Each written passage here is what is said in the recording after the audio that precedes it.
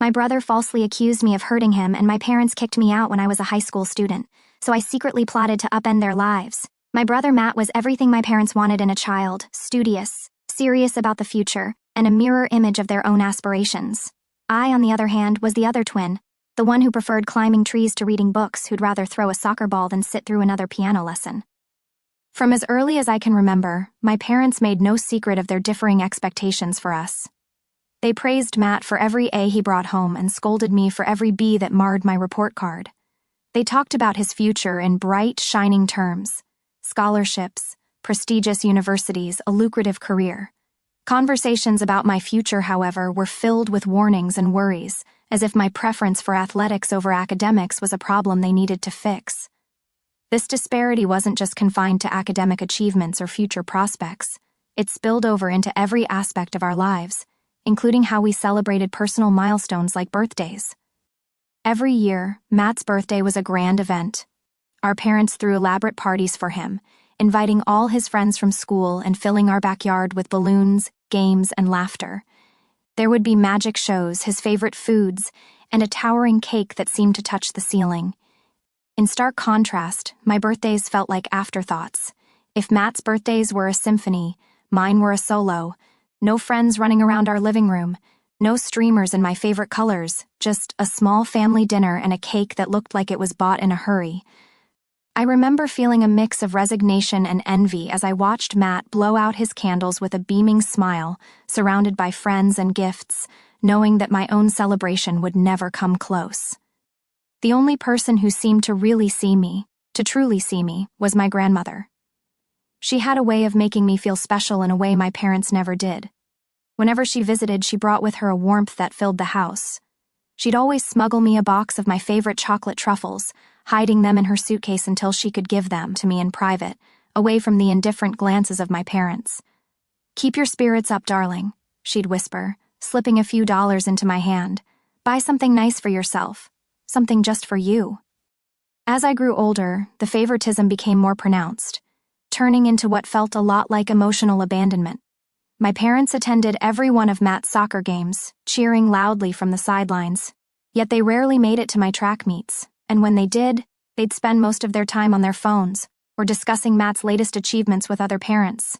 The emotional toll was heavy. I started to internalize their disapproval, feeling as though I was somehow less deserving of attention and love than Matt. I'd lie in bed at night, listening to the distant sounds of laughter from Matt's room where he and his friends played video games or watched movies. Meanwhile, my room felt like a silent bubble, cut off from the rest of the world. High school can be a battleground or a playground, depending on who you are and what your family background looks like. For me, it leaned more towards a battleground, a place where I had to navigate not just academic pressures, but also the minefield that was my relationship with my family, particularly my twin brother Matt. As we stepped into the more demanding years of our education, the disparity in how my parents treated us didn't just remain at home. It followed me like a shadow. Matt was placed on a pedestal, his achievements in school magnified and celebrated. My own, if acknowledged, were met with a nod or a fleeting smile, nothing more. It was during these years that the tension between us grew palpable, stretching thin the fraternal bond that was supposed to exist between siblings. It wasn't just the lack of attention from my parents that stung, it was their outright criticism of my interests and hobbies. I'd always been athletic, finding solace in sports and physical activities. However, my parents saw this as a distraction.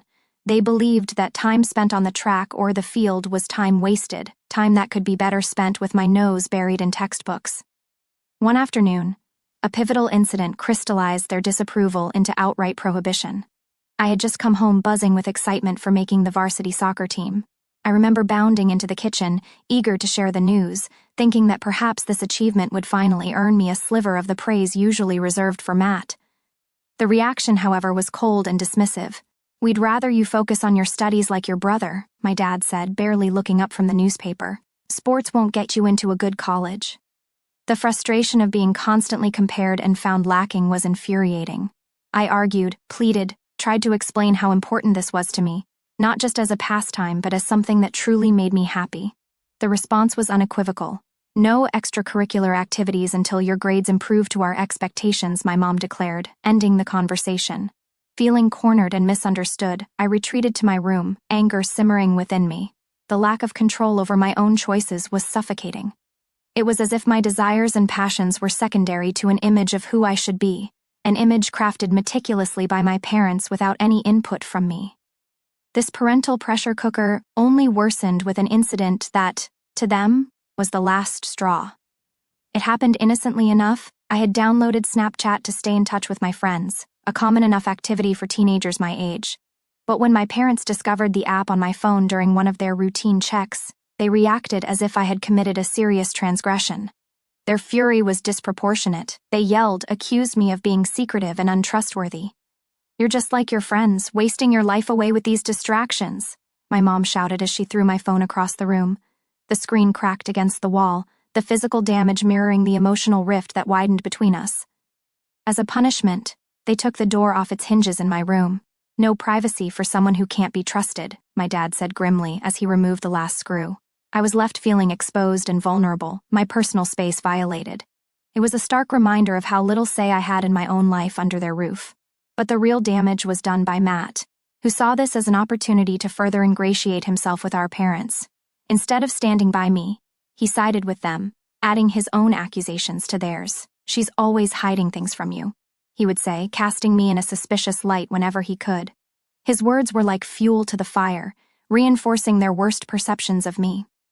Matt's betrayal didn't stop at home.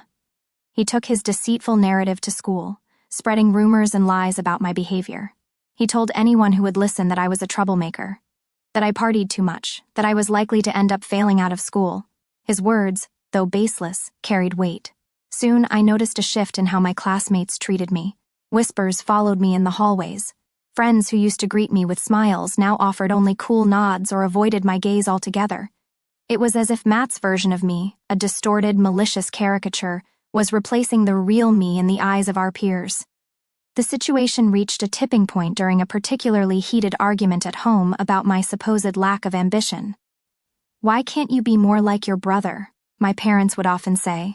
And during this argument, those words cut deeper than ever. I shouted back something I rarely dared to do. "Because I'm not Matt. I don't want to be him." The house went silent. My outburst had startled them, and for a moment, I saw something like shock on their faces. But it quickly morphed into anger, and any hope that they might finally listen to me evaporated. That night, lying in bed, I realized that the gap between us was too wide to bridge. My own family saw me as an outsider, an aberration in their perfect little world. The emotional toll was immense, and I found myself withdrawing, building walls around my heart to protect it from further hurt. School became a place to endure rather than enjoy, and home was no sanctuary. The conflict at home reached a fever pitch during my sophomore year of high school. The mounting pressure from my parents to excel academically and emulate my brother's path was suffocating, coupled with Matt's continued efforts to tarnish my reputation both at home and at school. I felt cornered, constantly on edge, as if I were balancing on a tightrope with no safety net below. It was around this time that an incident occurred that would become the catalyst for an even greater divide in our family. It was a small thing, really, something that should have been inconsequential. But in the high-strung atmosphere of our household, it was like lighting a match in a room soaked with gasoline. I'd been doing well in a couple of subjects that term, pulling in grades that were on par with Matt's. I remember feeling a flicker of pride, a rare sensation given the usual cloud of criticism that hung over me. Eager to share something positive with my parents, I approached them one evening with my report card in hand, hoping that maybe this time they would see me as more than just the other twin. Their reaction was underwhelming. While they acknowledged my good grades with a nod, the conversation quickly turned back to Matt and his recent acceptance into a prestigious summer program, a topic that dominated our dinner discussions for weeks. My achievement was brushed aside, the moment of potential connection crumbling away before it had a chance to solidify. This pattern of neglect had a profound effect on me, deepening the chasm of isolation I felt at home. My relationship with my parents became more transactional than emotional. Conversations were brief, limited to necessities rather than any real exchange of thoughts or feelings. I felt like a guest in my own home, tiptoeing around, always on the verge of being reprimanded or dismissed. As the school year progressed, Matt's behavior escalated from passive-aggressive comments to outright confrontations. He seemed to derive a twisted sense of satisfaction from my discomfort, often provoking arguments in front of our parents, knowing they would take his side. One such argument erupted over something as trivial as the remote control for the TV. Matt wanted to watch a documentary for a school project, and I was halfway through a movie I'd been looking forward to all week. When I refused to give up the remote, Matt turned to our parents, playing the victim. He claimed I was always hostile towards him and that I never supported his academic efforts. The argument spiraled quickly, voices raised, harsh words exchanged. In the heat of the moment, Matt claimed that I was jeopardizing his chances of success by being petty and selfish. The accusation was ludicrous, but my parents bought into his narrative, chastising me for being inconsiderate and telling me to apologize. Humiliated and frustrated, I stormed out of the room, the injustice of the situation burning in my chest. It was clear that no matter what I did, no matter how hard I tried, I would always be in the wrong in their eyes. This continual gaslighting emboldened Matt, and he began to spin more elaborate tales about my behavior at school. He told his friends and anyone else who would listen that I was a troublemaker at home, that I was ungrateful and rebellious. His stories painted me as the villain in our household drama, a narrative that began to seep into my social life, affecting my relationships with classmates and friends. The real breaking point came during an incident that not only shattered my relationship with my family, but also marked the beginning of my journey toward independence. It happened on a day that started like any other. I was in the kitchen making myself a sandwich when Matt walked in. His demeanor was confrontational, his gaze accusatory. Without provocation, he started an argument, berating me for using the last of the bread, knowing full well that our parents were within earshot. As the argument escalated, Matt did something that I would never have expected. In a fit of anger, he shoved me.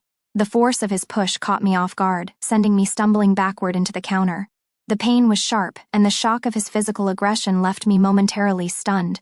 This physical altercation marked a new low in our relationship. When our parents rushed into the kitchen, Matt quickly played the victim, claiming that I had provoked him and that he had merely defended himself. I tried to explain, to tell them he had pushed me first, but my words fell on deaf ears. Their faces were set, their disappointment in me evident. The injustice of it was overwhelming. Not only had I been physically hurt by my own brother, but I was also being blamed for the incident. It was a clear sign that my place in the family was conditional, contingent on my compliance and silence. And even then, I was not guaranteed fair treatment. That night, as I lay in my room, the door still off its hinges, the reality of my situation settled in. I was alone in a family that did not see me, in a home where I was not safe to express myself or even defend myself. The emotional and physical barriers that had been building over the years had finally solidified into an insurmountable wall. My brother's jealousy reached a boiling point during our 14th birthday party, when no one showed up for him on his birthday. I have no idea why his friends did that to him, but in stark contrast, my friends took me out for ice cream, and I had an overall wonderful day. This infuriated my brother further. To take revenge, my brother began to spread false rumors at school about me, where he would portray me as a spoiled brat. He would falsely tell everyone that I was allegedly physically abusing him at home.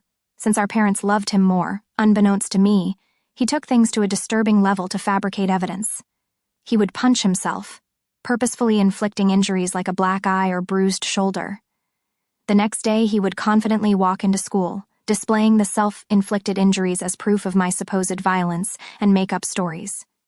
Whenever our parents questioned him about the injuries, he would lie, saying that it was due to innocent activities like playing football with his friends. The lies and his alleged black eye started to gain traction, and people began to believe his distorted version of events. It wasn't long before whispers started circulating, and even my friends began to look at me with suspicion. At first, I noticed subtle changes. Friends who once chatted with me in the hallway suddenly became distant. Invitations to group hangouts became fewer and farther between. It was like a switch had been flipped, and people were hesitant to associate with a supposedly spoiled girl accused of violence. One day, I mustered the courage to ask my ex-best friend why things had changed between us. She opened up about how my twin brother had been spreading rumors about me. She revealed the detailed lies he had told everyone, accusing me of things I'd never done. I was shocked to hear her words. The feeling was a mix of disbelief and betrayal, as if the ground beneath me had given way. My brother, someone I grew up with, was spreading lies about me, accusing me of things I would never even dream of doing. It was a betrayal that cut deep, leaving me with a knot in my stomach and a heavy heart. I confronted my brother the day after our school, but he chose to ignore me. I begged him to stop lying about me, but he smirked at me and told me that I deserved to rot alone. I was at a loss for words because his lies and behavior were starting to scare me. I wanted to talk to my parents, but I was afraid that they would believe my brother over me. The isolation stung, especially because I'd always been open to making friends. It felt like my brother's jealousy-fueled lies were tearing down the connections I had built over the years. Teachers, too, began to catch wind of the rumors. It was a surreal experience, as if I were living in a parallel reality where my true self was overshadowed by the malicious story spun by my own twin. The lies had grown beyond mere teenage gossip. They were now shaping how people truly perceived me. The nasty rumor quickly reached my principal's ears, and then my worst nightmare came true. The principal immediately called me and my brother into his room, as well as our parents, so we could discuss these alleged rumors. I sat there, heart pounding, as the principal demanded the truth. I hoped my brother would finally come clean, but instead, he doubled down on the lies. He straight up told the principal that the rumors were true, and painted me as this bully who went around beating him up when our parents weren't around. I couldn't believe it. Shock washed over me as my brother continued spinning this twisted story about how I was angry at him for getting more love from our parents. It was all a bunch of lies, but he stuck to his story like glue. My mom began to cry hearing my brother's story, holding on to my brother like he was some kind of hero. My dad tried to comfort my brother, telling him that it was brave for him to speak up and that he was going to make sure that nothing would ever happen to him. After that day, I tried to defend myself, pleading with the principal that it was all made up. I felt like I was drowning in a sea of accusations, desperately trying to swim to the surface, but my brother kept at it, insisting that I was this angry, violent person taking out my frustrations on him every day. My mom's tears kept coming as she held on to my brother, giving me accusing looks. It was like fighting against a wall of belief in my brother's made-up story. My principal reprimanded me strongly, saying the school didn't tolerate bullying and these were grounds to suspend me. I pleaded with him not to suspend me, but he shook his head, saying he couldn't just let it slide. I begged him, tears streaming down my face, trying to tell him that I didn't do anything to my brother. The principal firmly told me that I would be suspended for 10 days so that others would see this as an example to never bully anyone. It hit me hard, and I started crying even more, practically begging him to reconsider. My parents, angry and embarrassed by the whole situation, dragged me out of the principal's office. I didn't want to leave. I wanted to plead my case and make them understand, but they were having none of it. We left the school, my heart heavy with frustration and humiliation. When we got home, things took a drastic turn. My dad started packing up my stuff out of the blue. I was shocked, confused, and had no idea what was happening. My mom asked him what he was doing, but he just shouted that he couldn't let me live in the same house as my brother anymore. I was crying, practically on my knees, and pleaded with my brother to tell them the truth. But he stayed cold, unmoved by my emotions. My dad continued packing my things and then threw the suitcase into our foyer. I clung to my dad's legs, still begging him not to throw me out. It was like a nightmare unfolding. He told me that a bully like me didn't deserve to live in his house, and that he would ask his mother, my grandmother, to come and pick me up if she wanted to do that. It felt like the world had crumbled beneath me. I stood there in shock, surrounded by my belongings scattered in the foyer, or kicked out of my own home. Eventually, my grandmother did show up. She gathered all my things and helped me place them in the car, helping me into the passenger seat. She made sure I had my seatbelt on before walking towards my parents' front door. She rang the doorbell, and when my dad opened the door, she started to yell at him for treating me this way. With stern determination, she warned him that if he ever approached me or tried to contact me again, she wouldn't hesitate to involve the police or CPS, since what he had done to a child like me could potentially wind up with him in jail. My mother, attempting to deflect blame, told her that it was my fault. However, my grandmother wasn't having any of it. She stood her ground, defending me and emphasizing that I was just a child who didn't deserve to be treated in such a heartless manner. That was the first time in my life I felt how powerful my grandmother was. She didn't cower down to my parents, and unlike what they believed, she trusted me. Eventually, we drove away, leaving behind my home, the only place I had ever grown up in. I can't even begin to put into words how indescribable the pain I felt during that time was. I remember just crying on the bed, not eating anything despite how much my grandmother urged me to. I told her what my brother had done, and she was shocked as well. She assured me that she believed my side of the story, and I was happy that I at least had one person who had my back. When the 10 days of suspension lifted, the prospect of returning to school felt like stepping back into a lion's den. As I entered the familiar hallways, the faces of my classmates spoke volumes, judgment, whispers, and sidelong glances. The weight of the false accusations continued to linger in the air. Meanwhile, my brother blatantly ignored me and acted like I didn't exist. He had become friends with a few people who believed his side of the story and saw him as the victim of my attacks. No matter how much I tried to tell my side of the story to anyone, it fell on deaf ears. I was an outcast, branded with an unjust label that clung to me like a shadow no matter where I went. The classroom, the cafeteria, the corridors. The eyes that met mine were filled with disdain and mistrust. I became a loner. I would keep my head down and attend all my classes, have lunch alone in the cafeteria, and then straight go back home. I had no friends, and it felt like everyone pretty much didn't want me there. Throughout all this, my parents never once called to check up on me. My grandmother would constantly remind me that this was not my fault and that life would eventually be okay. I graduated high school with good grades and was looking forward to college, where hopefully I would have a better life. It was only when I went away to college that I first experienced what freedom felt like for the first time. No one was watching over my shoulders, no one was comparing my grades, and no one was trying to compete with me. I met people, formed friendships with like-minded individuals. Despite the emotional and physical scars I had sustained over the years due to my family and peers, I concentrated on putting it all behind me and enjoying this college experience as much as I could. During this time, I discovered my knack for content writing. I had always been someone who wanted to be a writer, but I wasn't sure if it would be sustainable for a long time, hence I decided to ditch my dream. But to earn some seed money, I decided to start writing as a freelancer. I signed up on various freelancing sites, which helped me secure jobs from prominent clients. This is how I slowly started building a portfolio of my work.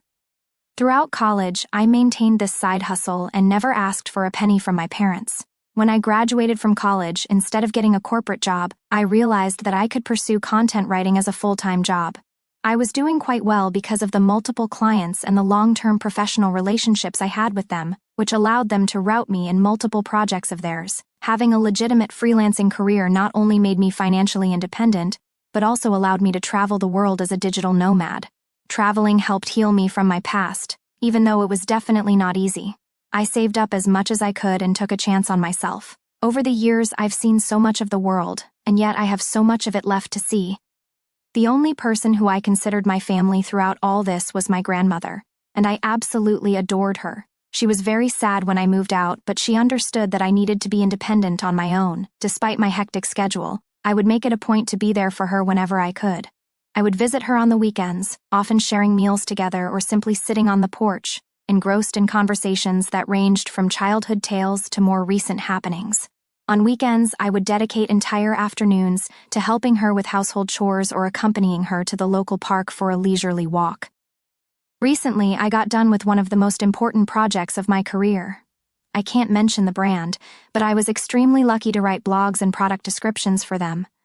After the project was done, I requested the team I worked with to leave me positive reviews on my websites, which they were more than happy to do so. I then took screenshots of some of their reviews to post on my Instagram, as I knew working with this brand was a huge deal. As expected, a lot of other content writers reached out to congratulate me on my professional success and even reposted my story to help spread the word. This is how I started getting messages from strangers who also needed help with their website. My relatives noticed this as well, and some of them reached out to congratulate me. Eventually, I was contacted by my college's principal. He had reached out to me after seeing that I was doing so well and wanted me to come to college for a seminar to talk to students about building a career as a content writer. I was quite nervous as I don't do well when it comes to public speaking, but I decided to take a chance and agreed. When I found myself standing before eager faces, sharing my experiences and insights, I felt like my life had come full circle. I spoke in my speech about the struggles I faced and how I worked hard to sustain myself despite all the hard days. It was honestly a very fulfilling experience to empower others and contribute to the growth of the writers' community. Some of my clips started going viral on Facebook groups as people resonated with it. It felt good to be finally recognized for my hard work. Last week, I was invited to speak at a local news channel. It was a show about the benefits of content writing, and they invited me to share my journey and insights with their viewers. I was a bit nervous but also excited for the opportunity. During the show, I talked about my experiences, the importance of client reviews, and how a simple appreciation post could open doors to incredible opportunities. The opportunity to reach a broader audience and inspire more individuals in the field was both humbling and exhilarating. When it finally aired, I shared some of these clips on my Instagram also, as I was proud about being invited to a TV show. This is how my relatives and cousins started finding out how well I was doing in my career. You see, because my parents never talked about me to anyone, they had no idea that I was working with popular brands and getting invited to TV shows. This is how word quickly spread within my family. I guess this TV interview must have finally reached my parents' ears also, because just a few days later, I was working on another project and had my phone on silent. When I was done with my work, I checked my phone, and to my surprise, there were 6 missed calls from my mom. I was honestly shocked to see her name on my phone, as it had been a long time since she had called me. After all those years of silence, I couldn't fathom why she was calling me. I hesitantly called her back, and she picked up immediately. I asked her if everything was okay, and my mom started to congratulate me. My dad, probably sitting right there with Mom, jumped into the conversation also. He started to inquire about my life and well-being, and I answered their questions without much thought. It didn't strike me as unusual until they began to ask how much I was earning these days. I told them that it was none of their business, and my dad replied that we were family, so I shouldn't feel shy telling them my income. I told them that I was doing well financially. By hearing this, my mom then began to say how hard their life was these days. My brows furrowed in suspicion. Basically, here is how our conversation pretty much went. Mom, we are retired now, and we have been wanting to renovate the house for a while now. It's not in the best shape, but we have no savings left. Me, okay, Mom. Mom, your success has given us hope. After watching your TV interview today, we thought maybe you could help us out by paying for the renovations. Dad, after all, we are a family. You shouldn't hesitate to share some of your earnings with us. We can really use your help. Me, are you joking with me? Why are you asking me for money when you haven't even talked to me for years? I don't know what made you decide to reach out to me, and while I appreciate the congratulations, I'm not going to help you out in any way. Hearing this, my mom started saying how I was being ungrateful and that I needed to support them as a family. My dad also added that as my parents, they deserved to be looked after, and that this was the least that I could do. I was so pissed at this that I wanted to give them a piece of my mind. I suddenly got an idea that instead of just arguing with them, I should teach them a lesson forever, thinking that they could mooch off me after mistreating me all those years ago. I told my parents that I was willing to help them if, and only if, they agreed to my demands. My dad curiously asked me what it was. Without hesitation, I laid out my demand. If they wanted my help, they had to publicly admit in front of our family and friends that my brother was the mastermind behind the hurtful rumors that had tarnished my reputation. I wanted them to humiliate my brother the same way they had humiliated me in front of everyone by believing his lies and manipulations. I wanted them to take accountability for their actions and acknowledge the pain they had caused. Hearing my impossible condition, my dad began to question the necessity of such an admission. My mom told me how this was all quite unnecessary and that we could have a private discussion without involving others. But I held my ground. This condition was non-negotiable, a prerequisite for any assistance they wanted me to offer them in the future. As the tension escalated, my dad raised his voice, asserting his role as my father and starting to emphasize that it was my duty to help my family in need. My mom, in a last-ditch effort, urged me to do the right thing and help them, emphasizing the years they had spent raising me. I couldn't help but find irony in their sudden appeal. I reminded them of the past, of the fact that they had kicked me out, and it was my grandmother who had raised me, not them. They started to get more and more agitated, but I told them firmly that if they wanted to establish contact with me and seek my financial assistance from now on, then the truth needed to be acknowledged publicly, and my brother needed to face consequences for his actions. Since this conversation, my parents have been trying to incessantly call me, but I'm ignoring their calls. I'm starting to regret even calling them back that day. I would like to know if I would really be in the wrong if I didn't help my parents at all. It's been a whirlwind of a week since I last shared my story, and the support and encouragement I have been receiving from everyone has been overwhelming. It's heartening to know that I'm not alone during this time. I am glad that everyone agrees that I should not engage with my parents or even consider helping them out after what they put me through. The reason I even gave them such a condition was because I knew it was pretty much impossible for them to do it. I know they love my brother too much, and despite the fact that they might have found out by now that it was all his lies, I know they will never put him through what they put me through. Today, my brother sent me a nasty text message after my parents again tried to contact me and I refused to pick up their calls. This is what he wrote. He says, "It's been a long time since I saw you, and I can tell you that every day without you in my life has been great. I heard that Mom and Dad reached out to you and you gave them a crazy ultimatum. They are never going to go through with it. You know that, right? They clearly never loved you, and they will never do anything to hurt me. I admit that I did lie about you 15 years ago, but it's been a long time since then, so stop being so selfish and try to move on from the past. You are unmarried and childless anyway, so why do you not want to help them out by paying for their repairs and renovations around the house? Do the right thing and be a better daughter." Seeing the message felt like a stab to my chest. The audacity to dismiss the struggles I had faced and the conditions I had set spoke volumes about his lack of empathy. The attempt to guilt-trip me by emphasizing my unmarried and childless status added another layer of insensitivity. His insinuation that I should prioritize their needs over my own well-being was not only offensive but also highlighted how little he thought of me. Fueled by frustration and a strong desire for justice, I decided it was time to take matters into my own hands and reveal the truth that had been hidden for too long. I sat down to write an email to my parents and close relatives, sharing the painful details of my childhood and the unfair treatment I had endured while growing up at my family house. In the email, I described the strict and oppressive environment I had under my parents' roof and how they treated me compared to my twin brother. The email also delved into the malicious and completely untrue rumor my brother had spread about me in school, which had led to severe consequences and affected my reputation. I wrote how my parents had kicked me out to the curb, and that had it not been for my grandmother, I might have been dead in the streets by now. Towards the end, I asked everyone to read a message my brother had sent me. I attached a screenshot where he admitted to lying about me. It was a clear confession that I hoped would expose the lies that had persisted for too long. I sent the email just an hour ago, and I know that all hell will break loose once my parents and my brother read it. A lot of things have happened this month, as you can imagine. My family did erupt after receiving the email. My parents have received criticism from relatives who were previously unaware of the extent of the favoritism and emotional abuse. A lot of the family members reached out to me, telling me that they had no idea about all this and apologized to me for not being there for me. My brother and my parents sent me a barrage of text messages that were starting to get more abusive and violent, so I decided to reach out to a lawyer who sent them a notice of cease and desist. It basically warned them to not contact me further, and if they did, they would have to face dire legal consequences. I guess this must have scared them straight, because they stopped contacting me. My grandmother thinks I've done the right thing by letting everyone know what happened and supports me 100%. She's the only person who matters to me, so I'm glad she has my back. I am happy to report that everything in my life is going well for now. Professionally, my content writing business has been flourishing. The invitations to speak at seminars and podcasts continue to roll in, solidifying my position as a respected figure in my line of work. I am as close to my grandmother as ever.